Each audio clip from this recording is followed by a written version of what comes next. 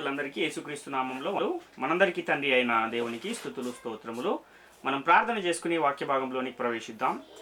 పరలోకమందున్న మా తండ్రి, నీకు స్తుతులు స్తోత్రములు తండ్రి. ఇదిగో తండ్రి, మా అందరి జీవితాల్లో మరొక శ్రేష్టమైన దినాన్ని సమకూర్చారు. మీకు స్తుతులు స్తోత్రములు. ఇదిగో తండ్రి, ఈ దినము మేము పరిశుద్ధ గ్రంథం నుండి మరి ఒక అంశమును పరిశీలించుండగా ఆత్మ సంబంధమైన సంగతులను ఆత్మ సంబంధమైన సంగతులతోనే సరిపోల్చుకుని సర్వసత్యమును తండ్రి ఉన్నట్టుగా గ్రహించి వాక్యానుసారముగా జీవిస్తూ నీ సన్నిధిలో అనేకులను చేరుస్తూ తండ్రి, నీ రాజ్యానికి మేమును మాతో అనేకులను తీసుకుని వచ్చే కృపాభాగ్యమును దయచేయమని మా ప్రభువును రక్షకుడును అయిన యేసుక్రీస్తు వారి అతి శ్రేష్టమైన నామంలో అడిగి స్తుతించి వేడుకొనుచున్నాము తండ్రి. ఆమెన్. ప్రియమైన దేవుని వారలారా, మనము సర్టిఫికేట్ ఆఫ్ థియాలజీ అనే ఆ శీర్షికలో అనేకమైన పాఠాలు ఉన్నాయని ఇదివరకే మనము గత వారం నుంచి ప్రారంభించుకున్నాం కనుక ఈరోజు అందులో రెండవ క్లాస్ని మనము పరిశీలన చేద్దాం. అదేంటంటే బోధకులు మెళకువలు. అంటే బోధకులకు ఉండవలసిన బాధ్యతలేంటి, బోధకులు ఈ యొక్క సమాజంలో ఎలా ఉండాలి, వారు దేవుని సన్నిధిలో ఎలా ప్రవర్తించాలి, సంఘములో ఎలా ప్రవర్తించాలి అనే ఈ విషయాలన్నీ కూడా ప్రతి బోధకుడు కూడా తెలుసుకోవాల్సిన అవసరం ఎంతైనా ఉంది.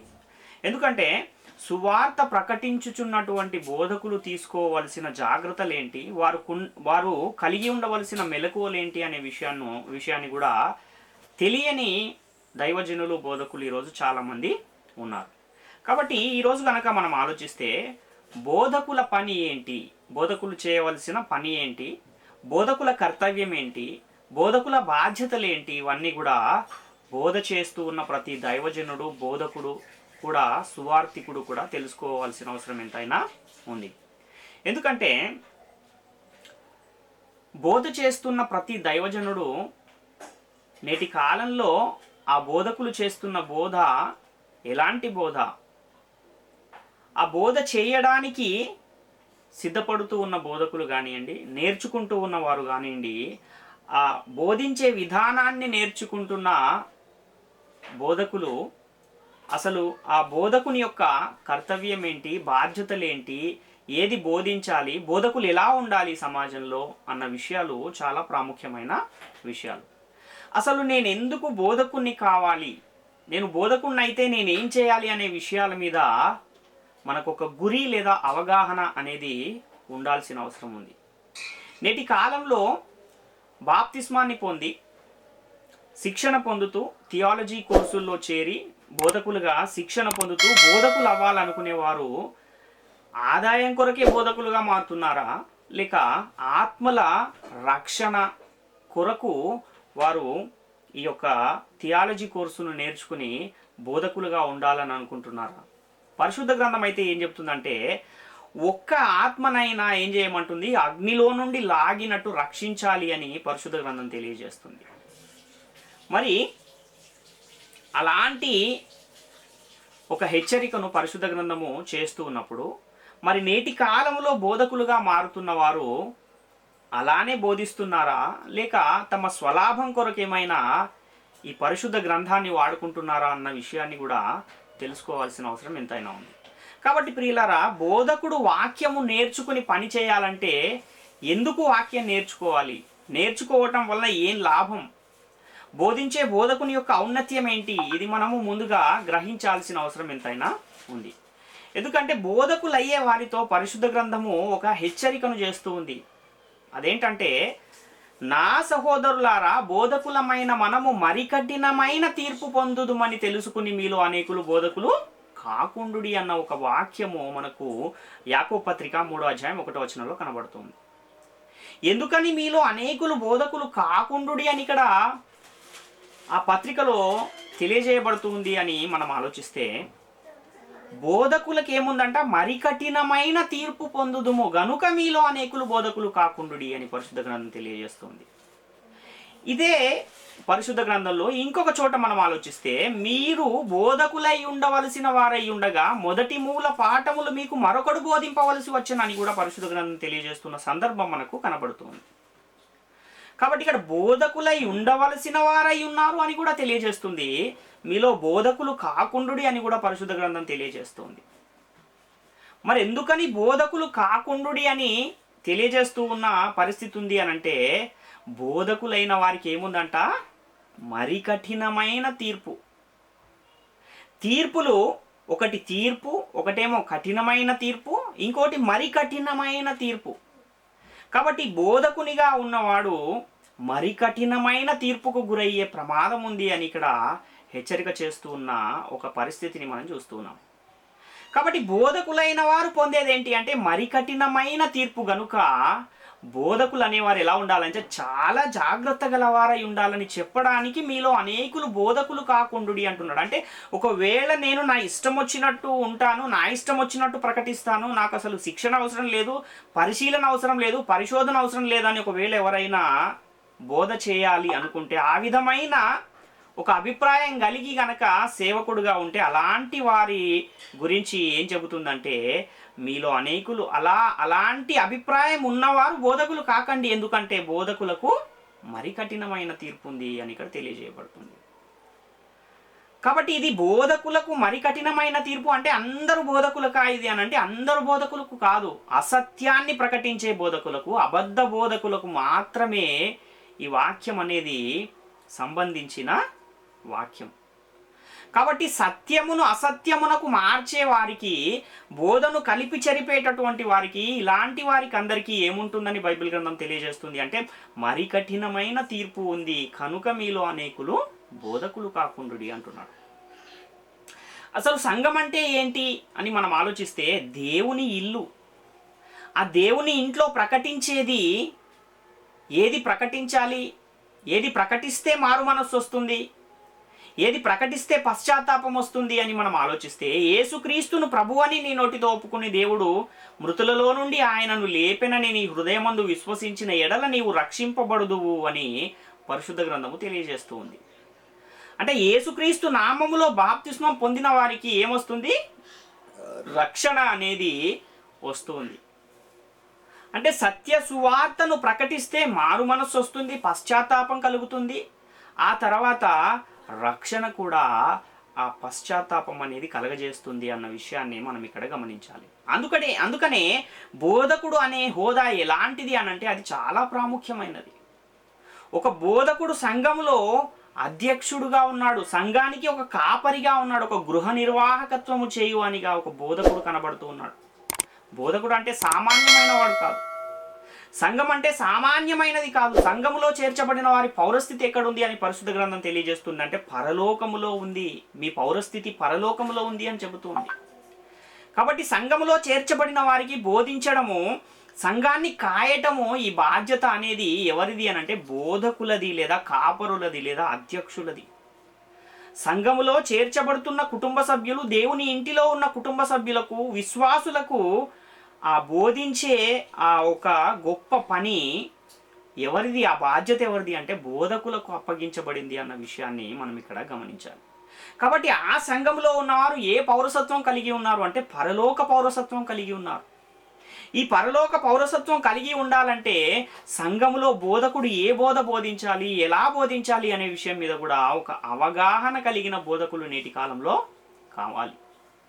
కానీ ఏదో బైబిల్ నుండి 4 మాటలు చదివేసి ఒక గంట సేపు ఏదో ఒకటి మాట్లాడేసి వెళ్ళిపోతే సరిపోతుందా అంటే ఆ విధంగా సరిపోదు అని కూడా పరిశుద్ధ గ్రంథం చాలా స్పష్టంగా తెలియజేస్తుంది. అలాంటి బోధ ఆత్మలను రక్షిస్తుందా అంటే అలాంటి బోధ ఆత్మలను రక్షించదు అన్న విషయాన్ని కూడా మనము గమనించాలి. అందుకే ముందు వాక్యాన్ని నేర్చుకోవాలి, ఆ తర్వాత దానిని ప్రకటించాలి. అందుకే మనం పరిశీలిస్తే 1 తిమోతి పత్రిక 4వ అధ్యాయం 16వ వచనంలో ఇక్కడ తిమోతిని పౌలు గారు హెచ్చరిస్తూ ఉన్న ఒక హెచ్చరికను గనక మనం చూస్తే, నిన్ను గూర్చియు నీ బోధను గూర్చియు జాగ్రత్త కలిగి ఉండుము, వీటిలో నిలకడగా ఉండుము, నీవిలాగు చేసి నిన్నును నీ బోధ విను వారిని రక్షించుకొందువు అంటున్నాడు. అంటే నిన్నును నీ బోధ విను వారిని రక్షించుకోవాలంటే ఏం చేయాలి అని అంటే బోధ విషయంలో జాగ్రత్త కలిగి ఉండాలి. ఏది పడితే అది ప్రకటిస్తే ఆ బోధ వినేవారిని రక్షించుకుంటామా అంటే రక్షించుకోలేము. అదేవిధంగా నిన్ను కూడా నీవు రక్షించుకోలేవు అని పరిశుద్ధ గ్రంథం ఇంత స్పష్టంగా తెలియజేస్తూ ఉన్న ఒక సందర్భాన్ని మనము గమనించాలి. ఒక బోధకుడుగా ఉండటము, సంఘాన్ని కాయటము, అధ్యక్షుడుగా ఉండటము అనేది అదంత సామాన్యమైన విషయము కాదు. ఈ లోక సంబంధమైన ఉద్యోగము కాదు ఇది. కానీ చాలామంది బోధన కూడా ఏం చేస్తూ ఉన్నారంటే ఒక ఆదాయ వనరుగా చూస్తూ ఉన్న పరిస్థితులు నేటి కాలంలో మనకు కనబడుతున్నాయి. కానీ బోధకుడు అలా ఉండకూడదు. చాలా అప్రమత్తంగా ఉండాలి, జాగరూకుడై ఉండాలి, సంఘంలో ఉన్న వారిని పురికొల్పేవాడుగా ఉండాలి, వారి ఆత్మలను కాపాడువాడిగా ఉండాలి అని పరిశుద్ధ గ్రంథం తెలియజేస్తుంది. మనం ఒక ఊరు నుండి ఇంకో ఊరికి వెళ్ళటానికి ఒక బస్సు టికెట్ కొనుక్కొని ఆ బస్సులో ఎక్కి కూర్చున్నాం అనుకోండి, ప్రయాణ సమయంలో ఏం చేస్తాము? దూర ప్రయాణం అయితే ఏం చేస్తాము? చక్కగా సీట్ దొరికితే సీట్లో నిద్రపోతాం. మరి మనతో పాటు డ్రైవర్ కూడా, బస్సు నడిపే డ్రైవర్ కూడా నిద్రపోయాడు అనుకోండి, అప్పుడు ఏం జరుగుతుంది? డ్రైవరు పోతాడు, డ్రైవర్తో పాటు ఆ బస్సులో ఉన్న వాళ్ళందరూ కూడా చనిపోయే ప్రమాదము ఉంది. అంటే ఈ యాక్సిడెంట్ వల్ల చనిపోయేది శరీరం, అంటే శరీరానికి నష్టం జరుగుతుంది. కానీ ఒకవేళ ఒక బోధకుడు నిద్రపోతే అంటే అసత్యాన్ని ప్రకటిస్తే, కలిపి జరిపిన బోధను గనక ప్రకటిస్తే, ఏమీ నేర్చుకోకుండా గనక ప్రకటిస్తే, సత్యాన్ని గ్రహించకుండా గనక బోధకునిగా చలామణి అవుదామనుకుంటే అలాంటి వారు ఎక్కడికి వెళ్తారంటే వారి ఆత్మలను కూడా నరకానికి తీసుకువెళ్ళే వారిగా ఉన్నారు. అదేవిధంగా వారి బోధను విను వారిని కూడా ఎక్కడికి తీసుకువెళ్తారంటే నరకానికి, అగ్ని జ్వాలలలోనికి తీసుకుని వెళ్ళే ప్రమాదం ఉంది అనే విషయాన్ని మనం గమనించాలి. కాబట్టి బస్సు ప్రయాణం చేసేవారు ఒక ప్రాంతం నుండి ఇంకో ప్రాంతం ప్రయాణం చేస్తున్నారు. కానీ సంఘములో ఉన్నవారు ఎక్కడికి ప్రయాణం చేస్తున్నారంటే పరలోక రాజ్యానికి, పరలోకానికి ప్రయాణంలో ఉన్నారు. పరలోక ప్రయాణంలో వారు ఉన్నారు అన్న విషయాన్ని మనం ఇక్కడ గమనించాలి. కాబట్టి పరలోకం చేర్చబడాలంటే ఎక్కడ చేర్చబడాలి? ఎవరి శరీరంలో అవయంగా ఉండాలంటే పరలోకము చేర్చబడాలంటే ముందు క్రీస్తు సంఘములో చేర్చబడాలి, క్రీస్తు శరీరంలో ఒక అవయవముగా ఉండాలి. అప్పుడే అది సాధ్యమవుతుంది అన్న విషయాన్ని గమనించాలి. లేకపోతే పరలోకం వెళ్ళే అవకాశం లేదు. కనుక మనం ఇప్పుడు పరలోక ప్రయాణంలో ఉన్నాము, మనం యాత్రికులమై ఉన్నాము అన్న విషయాన్ని గమనించాలి. అందుకే అబ్రహాము గారు ఎన్ని కోట్ల ఆస్తి ఆయన యొద్ద ఉన్నా, ఆయన జీవించి ఉన్న కాలం అంతా కూడా ఆయన ఎలా ఉన్నాడంటే గుడారాలలో నివసించాడు. ఎందుకంటే ఆయనకు తెలుసు, నేను ఒక యాత్రికుడను, ఈ శరీరాన్ని విడిచిపెట్టి నేను నిత్య జీవానికి వెళ్ళవలసిన వాడని ఉన్నాను, ఇది శాశ్వతమైన లోకం కాదు అన్న విషయం ఆయనకు తెలుసు. కనుకనే ఆయన అంత ఆస్తి ఉన్నా కూడా ఆయన ఎలా ఉన్నాడు అనంటే గుడారాలలో నివాసము చేసేవాడుగా ఆయన కనబడుతూ ఉన్నాడు. అయితే ఈ పరలోకం వెళ్ళే అవకాశము ఎవరికి ఉండదు అనంటే సంఘములో చేరని వారికి ఉండదు. కాబట్టి ఈ పరలోకానికి మనల్ని నడిపించేవారు ఎవరు అని మనం ఆలోచిస్తే, ఎవరైతే నేటి కాలములో వాక్యాన్ని బోధిస్తూ ఉన్నారో, బోధకులుగా ఉన్నారో, అధ్యక్షులుగా ఉన్నారో, కాపరులుగా ఉన్నారో, వాళ్ళు నేటి కాలంలో మనకు పరలోకానికి మనల్ని నడిపించేవారుగా కనబడుతూ ఉన్నారన్న విషయాన్ని మనం ఇక్కడ గమనించాలి. మరి వాళ్ళే నిద్రపోతూ ఉంటే, వారికి ఇష్టం వచ్చింది చెబుతూ ఉంటే పరలోకం వెళ్ళే అవకాశం ఏమైనా ఉందా అంటే ఎంత మాత్రమూ లేదు అన్న విషయాన్ని కూడా మనం గమనించాలి. కాబట్టి నేటి కాలంలో ప్రకటించేవారు ఎలాగైతే నిద్రపోతూ ఉన్నారో వినేవారు కూడా అలానే నిద్రపోయే స్థితిలో ఉన్నారు. కనుకనే అలాంటి వారు ఇంకా కూడా బోధకులుగా చలామణి అవుతున్నారు. కాబట్టి బోధకులైన వారు బాధ్యత కలిగి బోధ చేయాలి. అందుకే బోధకులమైన మనము మరి కఠినమైన తీర్పు పొందుదుము గనుక మీలో అనేకులు బోధకులు కాకుండుడి అని పరిశుద్ధ గ్రంథం తెలియజేస్తున్న ఆ హెచ్చరికను మనం అర్థం చేసుకోవాల్సిన అవసరం ఎంతైనా ఉంది. కాబట్టి బోధకులకు ఉండవలసిన బాధ్యతలు, బోధకులు కలిగి ఉండవలసిన మెలకువలు, సువార్త ప్రకటించుటలో తీసుకోవాల్సిన జాగ్రత్తలు ఏంటి అనే విషయాన్ని మనము ఆలోచిస్తే ఈరోజు కొన్ని విషయాలను మనం పరిశీలించే ప్రయత్నం చేద్దాం. అసత్యము వలన దేవుని నీతి ఏమైనా ప్రబలే అవకాశం ఉందా అంటే, ఒక బోధకుడు అసత్యాన్ని ప్రకటిస్తే దేవుని నీతి దాని వలన బయలుపరచబడుతుందా అంటే ఆ విధంగా బయలుపరచబడదు అని పరిశుద్ధ గ్రంథము చాలా స్పష్టంగా తెలియజేస్తుంది. రోమపత్రిక 3వ అధ్యాయం 7వ వచనాన్ని మనం చూస్తే, దేవుని మహిమ కలుగునట్లు నా అసత్యము వలన దేవుని సత్యము ప్రబలిన ఎడల నేనికను పాపినైనట్టు తీర్పు పొందనేలా అంటున్నాడు. అంటే అసత్యం ప్రకటిస్తే దేవుని నీతి ప్రబలుతుందా, దేవుని నీతి బయలుపరచబడుతుందా అంటే బయలుపరచబడదు. కాబట్టి లేఖనాలను విడిచి అసత్యము చెప్పడానికి ధైర్యం తెచ్చుకోకండి అన్న ఒక హెచ్చరికను పరిశుద్ధ గ్రంథము తెలియజేస్తుంది. ఒకవేళ ధైర్యము తెచ్చుకుని అసత్యాన్ని ప్రకటిస్తే ఏం జరుగుతుంది అంటే ఆ ప్రకటించేవారు ఆ ప్రకటించిన బోధను విన్నవారు కూడా నరకానికి వెళ్ళిపోయే ప్రమాదం ఉంది అని పరిశుద్ధ గ్రంథం తెలియజేస్తుంది. కాబట్టి ఏ అబద్ధము కూడా సత్య సంబంధమైనది కాదు. అబద్ధంతో సత్యాన్ని స్థాపించలేము అన్న విషయాన్ని మనం ఇక్కడ గమనించాలి. 1 యోహాను పత్రిక 2వ అధ్యాయం 21వ వచనాన్ని మనం పరిశీలిస్తే, మీరు సత్యమెరుగని వారైనందున నేను వ్రాయలేదు గాని మీరు దానిని ఎరిగి ఉన్నందునను ఏ అబద్ధమును సత్య సంబంధమైనది కాదని ఎరిగి ఉన్నందునను మీకు వ్రాయుచున్నాను అంటున్నాడు. అబద్ధం ఎలాంటిది అంటే అది సత్య సంబంధమైనది కాదు, అది అసత్య సంబంధమైనది. కనుక అసత్యాన్ని ప్రకటిస్తే ఏం జరుగుతుంది అంటే మరి కఠినమైన తీర్పు పొందే ప్రమాదం ఉంది అన్న విషయాన్ని మనం ఇక్కడ గమనించాలి. నేటి కాలంలో ఎలాంటి బోధలు క్రైస్తవ సమాజంలో వినబడుతున్నాయంటే చాలామంది ఏం ప్రకటిస్తున్నారంటే భూమికి డ్రిల్ వేస్తే ఎక్కడికి వెళ్తుందంట, నరకం కనబడుతుంది, అక్కడి నుంచి శబ్దాలు వస్తున్నాయనే బోధలు కూడా నేటి కాలంలో అనేకము కనబడుతూ ఉన్నాయి. కానీ పాతాళ లోకంలో ఉన్న అగ్నిజ్వాలలు ఎక్కడున్నాయని పరిశుద్ధ గ్రంథం తెలియజేస్తుందంటే భూమి పైన గనక మనం చూస్తే ఆకాశానికి భూమికి మధ్య ఎంత విశాలమైతే ఉందో అంతే విశాలము భూమి క్రింద కూడా ఉంటుంది అని తెలియజేస్తుంది. ఎందుకంటే ఆకాశము మనము పైకి చూస్తే ఆకాశం ఎలాగైతే కనబడుతుందో భూమికి అటువైపునున్న వారికి కూడా అలానే పైన ఆకాశమే ఉంటుంది. అంటే భూమిని దేవుడు ఎక్కడుంచాడంటే శూన్యములో వ్రేలాడదీశాడని పరిశుద్ధ గ్రంథం తెలియజేస్తూ ఉంటే చాలామంది ఏమో భూమికి డ్రిల్ వేస్తే ఏముందంట, నరకం ఉంది, అక్కడ వేడిమి బయటకు వస్తుంది, అక్కడి నుంచి శబ్దాలు వినబడుతున్నాయి, కనుక ఎక్కడుంది, భూమి లోపల ఏముందంటున్నారు, నరకం ఉంది అంటున్నారు. కానీ అలాంటి పరిస్థితి ఉందా అంటే భూమి లోపల కాదు, భూమి యొక్క క్రింది భాగములలో ఉంది. అంటే భూమిని దాటుకుని వెళ్ళిపోయి మళ్ళా ఆ విశాలాన్ని కూడా దాటి వెళ్ళిపోతే అప్పుడు అక్కడ పాతాళ లోకం ఉంది. ఆ పాతాళ లోకంలో ఏముంది, అగ్ని జ్వాలలు ఉన్నాయి. అనీతిమంతులందరూ కూడా అగ్ని జ్వాలలలో బాధపడుతూ ఉన్నారు అని పరిశుద్ధ గ్రంథం తెలియజేస్తుంది. కాబట్టి వాక్యం ఏం చెబుతుందంటే నా ప్రియ సహోదరులారా, మహిమా స్వరూపియగు మన ప్రభు అయిన యేసుక్రీస్తును గూర్చిన విశ్వాస విషయంలో మోమాటము గలవారై ఉండకూడదు అంటున్నాడు యాకోబు పత్రిక 2వ అధ్యాయం 1వ వచనంలో. అంటే దేని విషయంలోనైనా మోమాటం ఉంటే సరిపోతుంది, కానీ వాక్య విషయంలో మోమాటము గలవారై ఉండకూడదు, విశ్వాసము విషయంలో మోమాటము గలవారై ఉండకూడదు.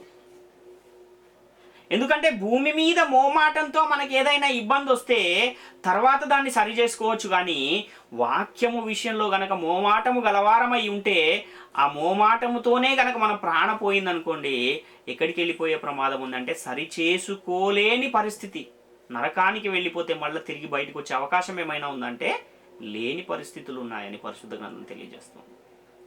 కాబట్టి తప్పుడు బోధలను వింటూ కూడా తప్పని తెలిసి అలానే ఉంటే మనకు అవకాశం ఉన్నా తప్పును తప్పు అని ఒకవేళ ఖండించకపోతే మనకేమైనా నష్టం ఉందా అంటే అలా మేలైనది చేయనెరిగి అలాగు చేయని వానికి ఏం కలుగును అని పరిశుద్ధ గ్రంథం తెలియజేస్తుంది అంటే పాపము కలుగును అంటుంది. యాకోబు పత్రిక 4వ అధ్యాయం 17వ వచనంలో కాబట్టి మేలైనది చేయనెరిగి అలాగు చేయని వానికి పాపము కలుగును అంటున్నాడు. అంటే మీరు చెప్పేది ఒకవేళ ఎవరైనా చెబుతున్నది తప్పు అని చెప్పినా అసత్య బోధకులు తాము మార్చుకోకపోతే ఒకవేళ వాళ్ళకే నష్టం, కానీ అది తప్పు అని తెలిసినప్పుడు వాళ్లకు చెప్పకపోతే అది ఎవరి తప్పు అవుతుందంటే తెలిసిన వారు చెప్పకపోతే వారిది కూడా తప్పే అవుతుంది, వారికి మరి కఠినమైన తీర్పు పొందే ప్రమాదం ఉంది అని ఇక్కడ మనకు తెలియజేస్తుంది. ఎందుకంటే మేలైనది చేయనెరిగి అలాగు చేయని వానికి పాపము కలుగును అంటే పాపము గలవారు ఎక్కడికి వెళ్ళే అవకాశం ఉంది, నరకానికి వెళ్ళిపోయే ప్రమాదం ఉంది. కాబట్టి తమ్మును తాము మార్చుకుంటే వారు కూడా దాని వలన వారికి కూడా నరకము తప్పించబడుతుంది, ఆ బోధను వినేవారు కూడా నరకాన్ని తప్పించుకునే అవకాశము ఉంది. కాబట్టి ప్రియులరా, జాగ్రత్తగా ఆలోచించండి. బోధకులు తమ బోధ విషయమై దేవునికి లెక్క అప్పచెప్పువారై ఉన్నారు. దేవుని గృహము, దేవుని ఇంటిలో అధ్యక్షులుగా, కాపరులుగా ఉన్న మనము దేవునికి లెక్క అప్పచెప్పవలసిన వారమై ఉన్నాము కనుక చాలా జాగ్రత్త గల వారమై, అప్రమత్తంగా వాక్యాన్ని బోధించే వారమై ఉండాలి అనే విషయాన్ని గమనించాలి. ఎందుకంటే సంఘం అనేది ఈ లోక సంబంధమైనది కాదు. సంఘం అనేది పరలోక సంబంధమైనది. అది క్రీస్తు రాజ్యము లేక దేవుని రాజ్యము, దేవుని ఇల్లు. కాబట్టి బోధకులైన వారు చాలా జాగ్రత్తగా బోధించవలసిన అవసరము ఉంది. ఎలాంటి సంగతుల యందు మనము నిలకడగా ఉండాలని పరిశుద్ధ గ్రంథం తెలియజేస్తుంది అని మనం ఆలోచిస్తే, 2 తిమోతి పత్రిక 3వ అధ్యాయం 15వ వచనంలో, నీవు నేర్చుకుని రూఢి అని తెలుసుకున్నవి ఎవరి వలన నేర్చుకుంటివో ఆ సంగతి తెలుసుకుని వాటి యందు నిలకడగా ఉండుము అంటున్నాడు. అంటే ఏదైనా ఒక ఆత్మ సంబంధమైన సంగతిని విన్నప్పుడు ఆ ప్రకటించిన బోధకుని కలిసి చాలా బాగా చెప్పారండి, ఇదే సర్వసత్యము అని అంటారు. కానీ తర్వాత మరలా ఏం చేస్తారంటే వారు ముందేదైతే నమ్ముతున్నారో మళ్ళీ దాన్నే ప్రకటిస్తూ ఉంటారు. కానీ రూఢి అని తెలుసుకున్న వాటిలో ఎలా ఉండాలంటే నిలకడగా ఉండాలి అని తెలియజేస్తుంది. ఆ పర్టికులర్ సమయంలో ఆ బోధ విన్నప్పుడు మాత్రమే మీరు చెప్పింది సరైనదేనండి అని చెప్పి మళ్ళీ తర్వాత ఇంటికి వెళ్ళి ముందేదైతే నమ్ముతున్నాడో దాన్నే గనక మరలా ప్రకటిస్తే, దాన్నే అనుసరిస్తే ఎవరికి నష్టం అంటే ఆ అనుసరిస్తున్న వారికి నష్టమే. ఒకవేళ ఆ అనుసరిస్తున్న ఆయన బోధకుడైతే ఆ విన్నవారికి కూడా నష్టమే అన్న విషయాన్ని మనము గమనించాలి. కాబట్టి ఏదైతే వాక్యము నేర్చుకున్నామో, ఏ వాక్యం అయితే ప్రకటిస్తున్నామో ఆ వాక్యము ఎవరికి అప్పగించాలి, ఎలాంటి వారికి అప్పగించాలి అనే విషయాన్ని కూడా మనం ఆలోచిస్తే, గలతీ పత్రిక 2వ అధ్యాయం 2వ వచనంలో, దేవదర్శన ప్రకారమే వెళ్ళి తిని మరియు నా ప్రయాసము వ్యర్థమవునేమో లేక పోయినదేమో అని నేను అన్యజనులలో ప్రకటించుచున్న సువార్తను వారికిని ప్రత్యేకముగా ఎన్నికైన వారికిని విశదపరిచితిని అంటున్నాడు. అంటే ఎన్నికైన వారికి ఏం చేయాలి? వాక్యాన్ని అప్పగించాలి, వాక్యాన్ని విశదపరచాలి. ఆ ఎన్నికైన వారికి ఆ వాక్యం అప్పగిస్తే వాళ్ళు ఏం చేస్తారు? దానిలో నమ్మకముగా ఉంటారు అన్న విషయాన్ని మనము గమనించాలి. అలాంటి వారు ఏం చేస్తాడంటే ఇతరులకు వెళ్ళి ప్రకటిస్తారు. యేసుక్రీస్తు యొక్క శిక్షణ పొందిన అపోస్తలులను కూడా యేసుక్రీస్తు ఎక్కడికి పంపించాడంటే, సమాజములోనికి భూదిగంతముల వరకు మీరు నాకు సాక్షులయ్యుందురు అని యేసుక్రీస్తు వారిని పంపించిన ఒక సందర్భాన్ని మనము చూస్తూ ఉన్నాం. 2 తిమోతి పత్రిక 2వ అధ్యాయం 2వ వచనాన్ని కూడా మనం పరిశీలిస్తే, నీవు అనేక సాక్షుల ఎదుట నా వలన వినిన సంగతులను ఇతరులకును బోధించుటకును సామర్థ్యము గల నమ్మకమైన మనుష్యులకు అప్పగింపుము అంటున్నాడు ఇక్కడ పౌలు. అంటే ఎవరికి బోధ లేక వాక్యం అనేది అప్పగించబడుతుందంటే సామర్థ్యము గల వారికి, నమ్మకమైన మనుషులకు అప్పగించాలి. నేటి కాలంలో అనేకులను దేవుడు బోధకులుగా ఎందుకు నియమించుకుంటూ ఉన్నాడంటే వాక్యము బంధించబడి ఉండకూడదు కనుక. కానీ మేము బోధకులమని చెప్పుకుంటూ లేక లోకానుసారమైన జీవితాలు కలిగి ఒకవేళ ఎవరైనా ఉంటే అది వాక్యాన్ని బంధించిన వారుగా వారు ఉంటారు అన్న విషయాన్ని కూడా గమనించాలి. నేటి కాలంలో చాలామంది అదేవిధంగా తమ జీవితాలను లోకానుసారముగా తమ జీవితాలను గడుపుతున్న వారు చాలామంది కనబడుతూ ఉన్నారు. కాబట్టి సత్య సంబంధమైన బోధను, సత్య సువార్తను ప్రకటించడానికి దేవుడు నన్ను ఏర్పరచుకున్నాడంటే స్పృహ గలవారు మాత్రమే సత్యాన్ని ప్రకటిస్తారు, కానీ అసత్యాన్ని ప్రకటించలేరు. కాబట్టి దేవుని బోధను ప్రకటించేవారు ఏం చేస్తున్నారు అని మనం ఆలోచిస్తే, మరణములో నుండి జీవములోనికి ఒక ఆత్మను నడిపిస్తూ ఉన్నారు. చీకటిలో నుండి ఆశ్చర్యకరమైన వెలుగులోనికి ఒక ఆత్మను నడిపిస్తూ ఉన్నారు. బోధకులు చేసే పని సామాన్యమైన పని కాదు అన్న విషయాన్ని మనం ఇక్కడ గమనించాలి. కాబట్టి నేటి కాలంలో మనం బోధకులు అవడం గొప్ప కాదు, కానీ దేవుని చేత మెప్పు పొందే బోధకునిగా ఉన్నామా లేదా అనేది మనము మనల్ని మనం పరిశీలించుకోవాలి, గమనించుకోవాలి.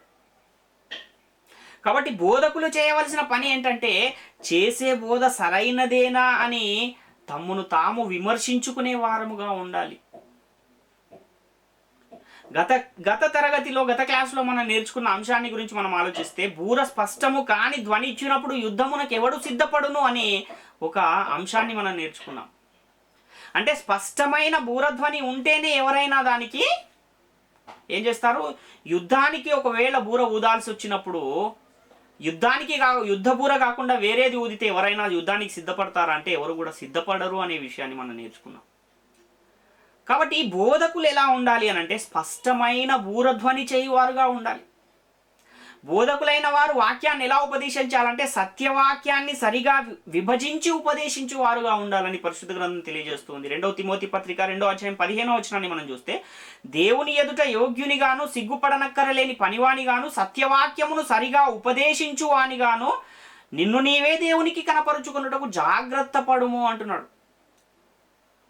ఇక్కడ ఉపదేశించు వానిగాను అన్న చోట ఒక నంబర్ ఇచ్చి ఫుట్ నోట్లో విభజించు వానిగాను, సరిగా విభజించు వానిగాను నిన్ను నీవే దేవునికి కనపరుచుకునుము, జాగ్రత్తగా కనపరుచుకునుము అంటున్నాడు.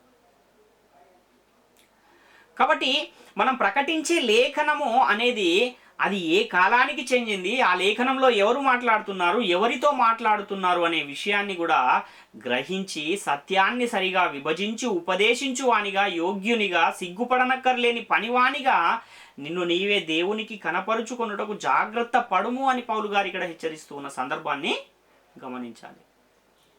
ఈ హెచ్చరిక ఎవరికి అనంటే నేటి కాలంలో ఉన్న బోధకులకు కూడా ఈ హెచ్చరిక ఒక హెచ్చరికను చేస్తూ ఉంది అన్న విషయాన్ని గమనించాలి. ఇలా చేయటం వలన మనం ఏం చేస్తున్నామంటే ఆత్మలను రక్షించు వారమై ఉన్నాం. ఒకవేళ సరిగా విభజించకపోతే, అయోగ్యునిగా ఉంటే, వాక్య విషయంలో జాగ్రత్త లేనివారైతే ఏం జరుగుతుంది అనంటే మరి కఠినమైన తీర్పు పొందువారుగా ఆ బోధకులు ఉంటారు అన్న విషయాన్ని గమనించాలి. 1 తిమోతి పత్రిక 4వ అధ్యాయం 16వ వచనాన్ని మనం ఆలోచిస్తే, నిన్ను గూర్చియు నీ బోధను గూర్చియు జాగ్రత్త కలిగి ఉండుము, వీటిలో నిలకడగా ఉండుము, నీవిలాగు చేసి నిన్నును నీ బోధ విను వారిని రక్షించుకొందువు అంటున్నాడు. అంటే బోధ ఏం చేస్తుంది అంటే ప్రకటించే వారిని, వినేవారిని కూడా రక్షించే ఒక పని బోధ చేస్తుంది. అందుకే అప్పగింపబడిన బోధలో నిలకడగా ఉండాలని వాక్యం తెలియజేస్తూ ఉన్న ఒక సందర్భాన్ని మనం ఇక్కడ గమనించాలి. 2 తిమోతి పత్రిక 3వ అధ్యాయము 16-17 వచనాలు కూడా మనం పరిశీలిస్తే, దైవజనుడు సన్నద్ధుడై ప్రతి సత్కార్యమునకు పూర్ణముగా సిద్ధపడి ఉండునట్లు దైవావేశము వలన కలిగిన ప్రతి లేఖనమును ఉపదేశించుటకును, ఖండించుటకును, తప్పుదిద్దుటకును, నీతి యందు శిక్ష చేయుటకును ప్రయోజనకరమై ఉన్నది అంటున్నాడు. అంటే దైవజనుడు దేనిని బట్టి ఖండించాలి, దేనిని బట్టి తప్పుదిద్దాలి, దేనిని బట్టి నీతి యందు శిక్ష విధించాలంటే దైవావేశము వలన కలిగిన లేఖనమును బట్టి, ఆ లేఖనాన్ని సరిగా విభజించి బోధించుటను బట్టి ఇవన్నీ కూడా ఒక విశ్వాసి జీవితంలో జరుగుతాయి అని ఇక్కడ చాలా స్పష్టమైన లేఖనం మనకు కనబడుతుంది. కాబట్టి క్రీస్తు సంఘములో చేర్చబడిన వారు ఏ లేఖనమును బట్టి నేటి కాలంలో నడుచుకోవాలి అని మనం ఆలోచిస్తే, పాత నిబంధనలో కూడా లేఖనాలు దైవావేశం వల్లనే రాయబడ్డాయి, సిద్ధపరచబడ్డాయి కదా, వాటి వలన కూడా నడుచుకునే అవకాశం ఏమైనా నేటి కాలంలో ఉందా అంటే నేటి కాలంలో పాత నిబంధనలో ఉన్న లేఖనాలు మనకు అవసరం లేదు. ఎందుకంటే అవసరం మనకి ఇచ్చినవే కాదు, ఇశ్రాయేలీయులకు మాత్రమే ఇవ్వబడినవి. ఏ లేఖనాలైతే యేసుక్రీస్తు చేత పరలోకము నుండి పంపబడ్డ పరిశుద్ధాత్ముని ద్వారా అపోస్తలుల చేత సిద్ధపరచబడ్డాయో ఆ లేఖనాలను బట్టి నేడు మనము నడుచుకోవాల్సిన వారమై ఉన్నాము. సంఘం అనేది అపోస్తలులు, ప్రవక్తలు వేసిన పునాది మీద కట్టబడాలి అని పరిశుద్ధ గ్రంథం తెలియజేస్తుంది. కాబట్టి నేటి కాలములో సంఘం అనుసరించవలసిన చట్టము మన పరిశుద్ధ గ్రంథంలో ఎక్కడుంది అని మనం ఆలోచిస్తే అపోస్తలుల కార్యాల గ్రంథము మొదలుకుని ప్రకటన గ్రంథం వరకు ఉన్న లేఖనాలు ఏవైతే ఉన్నాయో అవి నేటి కాలంలో ఉన్న క్రీస్తు సంఘము, దేవుని రాజ్యము అనుసరించవలసిన చట్టము అన్న విషయాన్ని మనం గమనించాలి. మరి అప్పుడు ప్రవక్తలు ఇశ్రాయేలీలకు చెప్పిన బోధ నేటి కాలంలో క్రైస్తవులకు చెప్పాలా అంటే అవసరం లేదు. ఎందుకంటే అది ఇశ్రాయేలీలకు మాత్రమే సంబంధించిన బోధ. మరి అలాంటప్పుడు పాత నిబంధనలోని విషయాలన్నీ మన బైబిల్లో ఎందుకున్నాయని అడిగేవారు కూడా ఉన్నారు. అలాంటి వారికి పరిశుద్ధ గ్రంథమే ఇచ్చే సమాధానాన్ని కూడా మనం ఆలోచిస్తే 1 కొరింథీ పత్రిక 10వ అధ్యాయం 11వ వచనంలో, ఈ సంగతులు దృష్టాంతములుగా వారికి సంభవించి యుగాంతమందున్న మనకు బుద్ధి కలుగుటకై వ్రాయబడెను అంటున్నాడు. అంటే వాళ్ళు చేసిన పొరపాటులు ఏంటి, ఆ పొరపాటులకు వాళ్ళు ఎలాంటి శిక్షలను పొందారు అన్న విషయాలు ఎందుకు రాయబడ్డాయి అంటే వాటిని పరిశీలించి మనం ఆ విధంగా చేయకూడదని, ఆ శిక్షను మనం తప్పించుకోవాలనే ఉద్దేశంతో మనకు బుద్ధి కలగడానికి దృష్టాంతములుగా అవి మన గ్రంథములో, పరిశుద్ధ గ్రంథములో ఉంచబడ్డాయన్న విషయాన్ని గమనించాలి. రోమాపత్రిక 15 అధ్యాయం 4 కూడా మనం చూస్తే, ఏలయనగా ఓర్పు వలనను లేఖనముల వలని ఆదరణ వలనను మనకు నిరీక్షణ కలుగుటకై పూర్వమందు వ్రాయబడినవన్నీ మనకు బోధ కలుగు నిమిత్తము వ్రాయబడి ఉన్నవి. మనకు బోధ కలుగుటకు, మనము మారు మనసు పొందుటకు, మనం అలాంటి పనులు చేయకుండా ఉండుటకు మనకు పూర్వమందు ఉన్నవన్నీ కూడా వ్రాయబడి ఉన్నాయి అన్న విషయాన్ని మనం ఇక్కడ గమనించాలి. కాబట్టి ఆత్మ సంబంధమైన సంగతులను ప్రకృతి సంబంధమైన సంగతులతో సరిపోల్చకూడదు. ఆత్మ సంబంధమైన సంగతులను ఆత్మ సంబంధమైన సంగతులతోనే సరిపోల్చుకుని బోధ చేయాలి అని పౌలు గారు చాలా స్పష్టంగా 1 కొరింథీ పత్రిక 2 అధ్యాయం 13 తెలియజేస్తున్నారు. అందుకే ఎవరైనా బోధ చేస్తే ఏ బోధను చేయాలి, ఎలాంటి బోధను చేయాలంటే దేవోక్తులనే బోధించాలి అంటున్నాడు. ఒకరు బోధించిన ఎడల దేవోక్తులను బోధించినట్టు బోధింపవలెను, ఉపచారము చేసిన ఎడల దేవుడు అనుగ్రహించు సామర్థ్యము నుండి చేయవలెను. ఇందువలన దేవుడు అన్నిటిలో యేసుక్రీస్తు ద్వారా మహిమపరచబడును, యుగయుగములు మహిమయు ప్రభావమును ఆయన కుండునుగాక అంటున్నాడు. అంటే దైవావేశము వలన కలిగిన లేఖనాలను బోధించాలి, దేవోక్తులను బోధించాలి, సత్యవాక్యమును సరిగా విభజించి బోధించాలి. అంతేగాని మనకి ఏది తోస్తే అది బోధించకూడదు అని పరిశుద్ధ గ్రంథం తెలియజేస్తుంది. నేటి కాలంలో ఎవరు ఆత్మ సంబంధంగా కట్టబడినా సరే అపోస్తలులు, ప్రవక్తలు వేసిన పునాది మీదనే కట్టబడాలి. ఇంకొక దాని మీద కట్టబడే అవకాశము లేదు. అలా కట్టబడితే వారు నిత్య జీవానికి వెళ్ళరు అని పరిశుద్ధ గ్రంథం తెలియజేస్తుంది. అపోస్తుల కార్యాలు 16 వారు ఆయా పట్టణముల ద్వారా వెళ్ళుచు యెరూషలేములోనున్న అపోస్తలులను పెద్దలను నిర్ణయించిన విధులను గైకొనుటకు వాటిని వారికి అప్పగించిరి. అంటే అపోస్తలులు సిద్ధపరుస్తూ ఉన్న అనేకులు బోధకులుగా, సేవకులుగా సిద్ధపరచబడుతున్న అనేకులకు ఏమి అప్పగించారంటే అపోస్తలులు పెద్దలు నిర్ణయించిన విధులను గైకొనాలని వాటిని వారికి అప్పగిస్తూ ఉన్నారు. దీన్నే ఏమంటున్నామంటే ఆత్మ యొక్క నియమము అంటున్నాం. కాబట్టి మనం బోధించే బోధ హితబోధకు అనుకూలమైన సంగతులను బోధించేదిగా ఉండాలి, కానీ ఇంకొకటి కాదు. ఉపదేశాన్ని అనుసరించి నమ్మదగిన బోధను గట్టిగా చేపట్టాలి అని కూడా పరిశుద్ధ గ్రంథం తెలియజేస్తున్న ఒక సందర్భాన్ని మనం చూస్తున్నాం. దాన్నే ఏమంటున్నాడు, పరిశుద్ధులకు ఒక్కసారే అప్పగించబడిన బోధ అని కూడా పరిశుద్ధ గ్రంథము తెలియజేస్తుంది. యూదాపత్రిక 1 అధ్యాయం 3 కాబట్టి పోరాడాలంటే మనం ఎలా ఉండాలి అంటే అన్ని విషయాలలో మితముగా ఉంటేనే పోరాడగలం. ఒక పరుగు పందెంలో పరిగెత్తే ఒక మనిషి కడుపు నిండా భోజనం చేసి వెళ్ళి పరిగెత్తగలడా అంటే పరిగెత్తలేడు. మరి ఎలా ఉండాలంటే మితముగా ఉండాలి, కొద్దిగా ఆహారం తీసుకోవాలి. అప్పుడే ఆ పరుగు పందెంలో ఓపికగా పరిగెత్తి ఏం చేయగలడు అంటే ఆ విజయాన్ని సొంతం చేసుకునే ఒక అవకాశము ఉంది. కాబట్టి బోధను నేర్చుకున్న వారిని, బోధ వినువారిని ఎవరికి అప్పగించాలి అని అంటే అపోస్తల కార్యాలు 14 అధ్యాయం 23 మరియు ప్రతి సంఘములో వారికి పెద్దలను ఏర్పరిచి ఉపవాసం ఉండి ప్రార్థన చేసి వారు నమ్మిన ప్రభువునకు వారిని అప్పగించిరి అంటున్నాడు. అపోస్తల కార్యాలు 20 అధ్యాయం 26, 27 కూడా మనం చూస్తే, కాబట్టి మీలో ఎవరి నాశనము విషయమైననో నేను దోషిని కానని నేడు మిమ్మును సాక్ష్యము పెట్టుచున్నాను, దేవుని సంకల్పం అంతయు తెలపకుండా నేనేమీ దాచుకొనలేదు అంటున్నాడు. కాబట్టి ప్రభువునకు వారిని అప్పగించాలి, కృపావాక్యమునకు వారిని అప్పగించాలి, దేవునికి వారిని అప్పగించాలి అని వాక్యము చాలా స్పష్టంగా తెలియజేస్తుంది. కాబట్టి ఒక బోధకుని పని ఏంటంటే దేవుని సంకల్పం అంతా ప్రకటించాలి.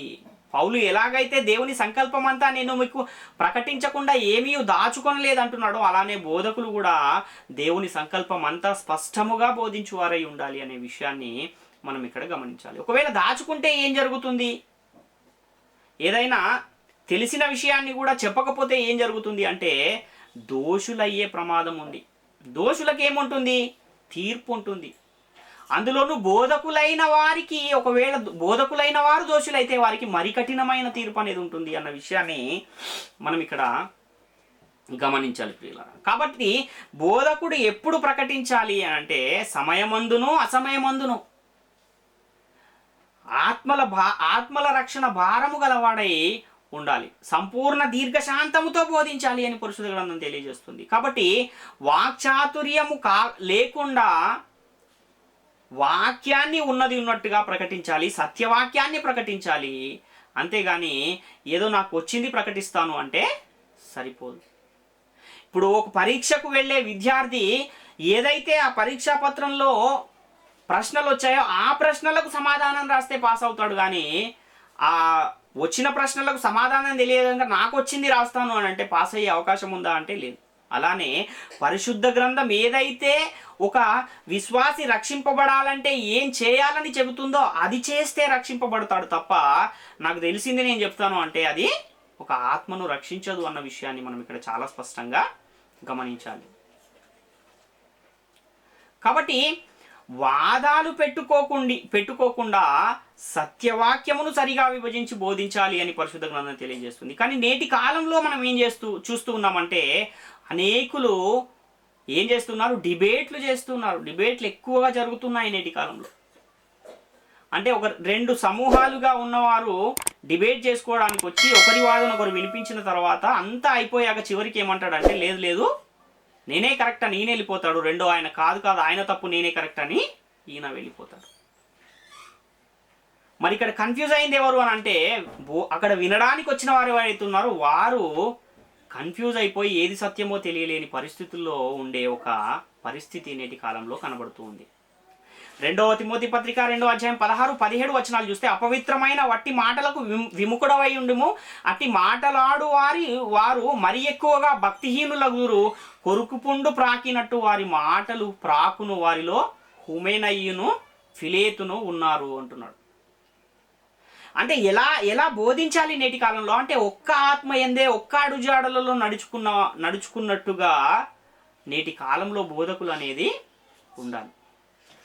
మరి ఎందుకని అనేకుల బోధలు నేటి కాలంలో ఒకరు ఒకే అంశాన్ని బోధించినప్పుడు నలుగురు బోధిస్తే 4 రకాలుగా ఎందుకు బోధిస్తున్నారంటే ఒక్క ఆత్మ యందు ఒక్క అడుగు జాడలలో వారు బోధించటం లేదు కనుకనే.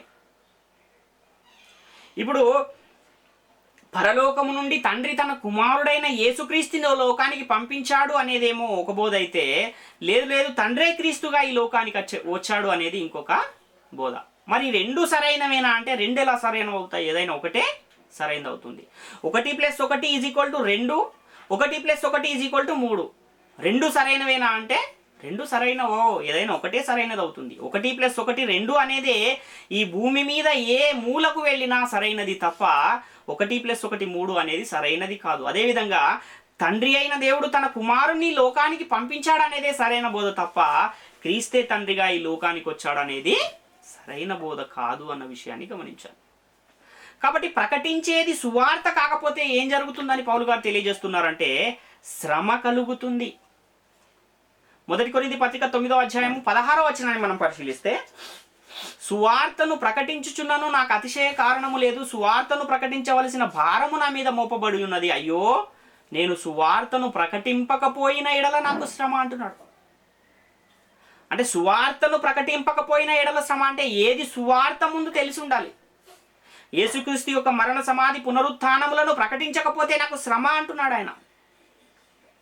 అది కాక మిగతాది ఎంత ప్రకటించినా ఆత్మలు రక్షించబడతాయా అంటే ఏమీ లాభము లేదు. కాబట్టి బోధకులమైన మనము మరి కఠినమైన తీర్పు పొందుతామని ఎందుకు చెప్పబడుతుంది అంటే సువార్త ప్రకటించకపోతేనే బోధకులకు మరి కఠినమైన తీర్పు ఉంది అన్న విషయాన్ని గమనించాలి, గ్రహించాలి. కాబట్టి ఈ సువార్తను ఎలా ప్రకటన చేయాలి అని పౌలు గారు చెబుతున్నారు అంటే 2 కొరింథీ పత్రిక 11వ అధ్యాయం 7వ వచనంలో, మిమ్మును హెచ్చరింపవలెనని మీకు దేవుని సువార్తను ఉచితముగా ప్రకటించుచు నన్ను నేనే తగ్గించుకొని నందున పాపము చేసి తినా అంటున్నాడు. అంటే తగ్గింపు స్వభావము కలిగి సువార్తను ప్రకటించాలి. ఏ స్థితిలో ఉంటే ఆ స్థితిలోనే సంతృప్తి కలిగి ఉండే ఒక స్వభావం బోధకునిలో ఉండాలి అనే విషయాన్ని ఇక్కడ పౌలు గారు చెబుతూ ఉన్నారు. ఎలా మనము పెంపారుచూ ఉండాలి అనంటే 1 తిమోతి పత్రిక 4వ అధ్యాయం 6వ వచనంలో, ఈ సంగతులను సహోదరులకు వివరించిన ఎడల నీవు అనుసరించుచు వచ్చిన విశ్వాస సుబోధ సంబంధమైన వాక్యముల చేత పెంపారుచు క్రీస్తు యేసునకు మంచి పరిచారకుడవై యుందువు. అంటే విశ్వాస సుబోధ సంబంధమైన వాక్యముల చేత పెంపారాలి. అప్పుడు ఎలాంటి బోధకుడు అనంటే సత్య సంబంధమైన బోధకుడుగా ఉండే ఒక అవకాశం ఉంది అన్న విషయాన్ని గమనించాలి. ఒక బోధకుని యొక్క బాధ్యత ఒకసారి మనం ఆలోచన చేస్తే, బోధకుడు సామాన్యమైన వాడు కాడు. ఒక ఆత్మను లోకము నుండి ఇంకొక లోకానికి అనగా నిత్య జీవానికి నడిపించే ఒక గొప్ప పనిని ఒక బోధకుడు చేస్తూ ఉన్నాడు అన్న విషయాన్ని గమనించాలి. కాబట్టి బోధకుడు చేసే ఈ బోధ వలననే ఆ ఆత్మ ఎక్కడికి వెళ్ళాలి అనేది నిర్ణయించబడుతుంది. చెప్పే బోధలో ఒకవేళ కల్తీ జరిగితే ఏమవుతుందంటే వినేవారు ఆత్మ సంబంధంగా మరణించే ప్రమాదం ఉంది. అందుకనే పౌలు గారు చెప్పే మాటలను మనం ఆలోచించగలిగితే 2 కొరింథీ పత్రిక 4:14-15 వచనాల్లో, కాగా విశ్వసించితిని గనక మాటలాడితిని అని వ్రాయబడిన ప్రకారము అట్టి విశ్వాసముతో కూడిన ఆత్మగలవారమై ప్రభువైన యేసును లేపినవాడు యేసుతో మిమ్మును కూడా లేపి మీతో కూడా తన ఎదుట నిలవబెట్టెనని ఎరిగి మేమును విశ్వసించుచున్నాము గనుక మాటలాడుచున్నాము అంటున్నాడు. అంటే రక్షింపబడిన వారి పట్లను నశించు వారి పట్లను మేము క్రీస్తు సువాసన అయి ఉన్నామని కూడా చెబుతున్నాడు.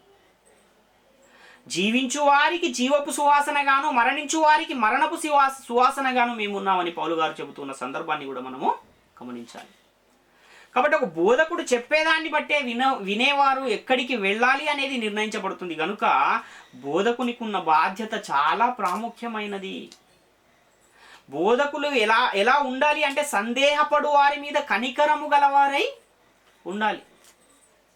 అదేవిధంగా దయగలవారుగా ఉండాలి. ఫిలిప్పీ పత్రిక 1:8 ప్రకారం. అదేవిధంగా 2 కొరింథీ పత్రిక 10:1 కూడా మనం ఆలోచిస్తే, మీ ఎదుటనున్నప్పుడు మీలో అణుకోవగలవాడనైనట్టు, ఎదుట లేనప్పుడు మీ ఎడల ధైర్యము గలవాడనైనట్టు పౌలని నేనే యేసుక్రీస్తు యొక్క సాత్వికమును మృదుత్వమును బట్టి మిమ్మల్ని వేడుకొనుచున్నాను అంటున్నాడు. అంటే బోధకుడు అనేవాడు సాత్వికమును మృదుత్వమును గలవాడై ఉండాలి అని ఇక్కడ వాక్యము చాలా స్పష్టంగా తెలియజేస్తుంది. అదేవిధంగా విశ్వాసుల పట్ల ఒక బోధకుడు ఎలా వ్యవహరించాలి, ఎలాంటి సంబంధము కలిగి ఉండాలి అని కూడా మనం ఆలోచిస్తే, మొదటి తెస్సలోనిక పత్రిక 2:6-8 వచనాల్లో, మరియు మేము క్రీస్తు యొక్క అపోస్తులమై ఉన్నందున అధికారము చేయుటకు సమర్థులమై ఉన్నను, మీ వలననే గాని ఇతరుల వలననే గాని మనుష్యుల వలన కలుగు ఘనతను మేము కోరలేదు. అయితే స్తన్యమిచ్చు తల్లి తన సొంత బిడ్డలను గారవించున్నట్లుగా మేము మీ మధ్యను సాధువులమై ఉంటిమి.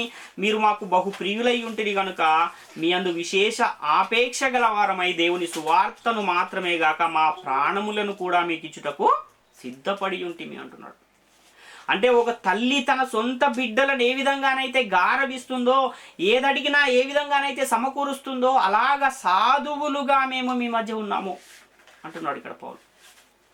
అంటే అంత మంచి సంబంధము ఒక బోధకునికి విశ్వాసికి ఉండాలి అని ఇక్కడ చాలా స్పష్టంగా, అవసరమైతే ప్రాణములను కూడా ఇచ్చుటకు సిద్ధపడి ఉన్నామంటున్నాడు. అంత గొప్ప బంధము ఒక బోధకునికి ఒక సంఘానికి ఉంటుంది అన్న విషయాన్ని మనం ఇక్కడ గమనించాలి. అదేవిధంగా మొదటి తెస్సలోనిక పత్రిక 2:11-12 వచనాలు కూడా మనం పరిశీలిస్తే, తన రాజ్యమునకును మహిమకును మిమ్మును పిలుచుచున్న దేవునికి తగినట్టుగా మీరు నడుచుకునేవలెనని మేము మీలో ప్రతి వానిని హెచ్చరించుచు ధైర్యపరచుచు సాక్ష్యమిచ్చుచు తండ్రి తన బిడ్డల ఎడల నడుచుకుని రీతిగా మీలో ప్రతి వాని ఎడల మేము నడుచుకుంటిమి అని మీకు తెలియను అంటున్నాడు.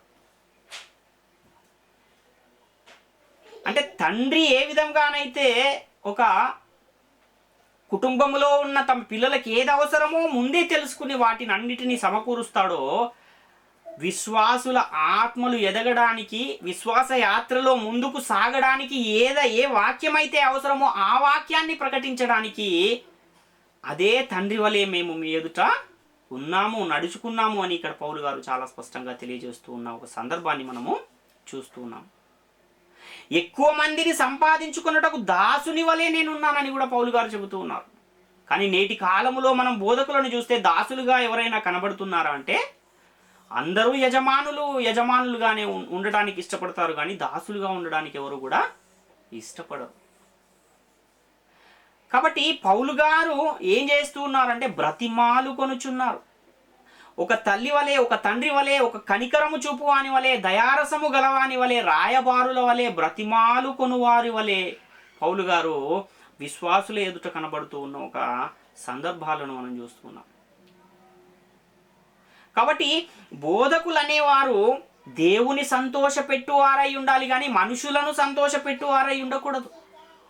ఒకవేళ మనుషులను సంతోషపెట్టువారైతే మనుషుల దయను సంపాదించుకుంటారు, మనుషుల యొద్ద ఏదైనా సంపాదించుకోగలరు. కానీ దేవునితో ఒకవేళ దేవుని సంతోషపెట్టువారు కాకపోతే దేవుని నుండి వారు ఏది కూడా పొందుకోలేరు. గలతీ పత్రిక 1:10 చూస్తే, ఇప్పుడు నేను మనుషుల దయను సంపాదించుకొని చూచుచున్నానా, దేవుని దయను సంపాదించుకొని చూచుచున్నానా, నేను మనుషులను సంతోషపెట్టుగోరుచున్నానా, నేను ఇప్పటికీ మనుషులను సంతోషపెట్టువాడనైతే క్రీస్తు దాసుడను కాకయే పోవుదును అంటున్నాడు.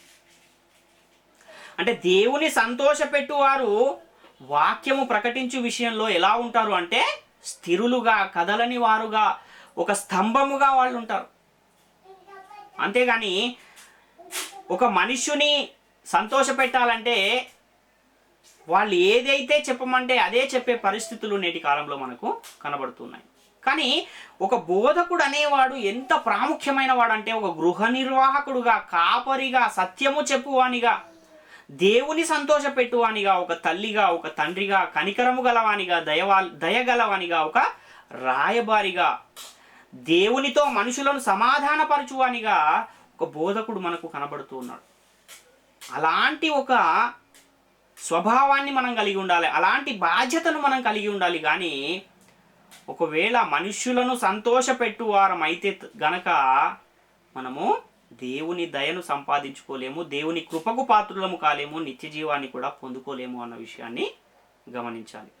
కాబట్టి ప్రియులారా, చాలా ప్రాముఖ్యమైన ఈ విషయాలన్నీ కూడా ప్రతి ఒక్కరూ, అందులోనూ ప్రాముఖ్యంగా బోధకులుగా ఉన్నవారు వీటన్నింటినీ కూడా గ్రహించి గమనించి మీ జీవితాలను దేవుని సన్నిధిలో దేవుని సంతోషపెట్టేవిగా ఉండాలని మిమ్మల్ని వేడుకొనుచు ఈ నా మాటలను ముగిస్తున్నాను. అందరికీ వందనాలు.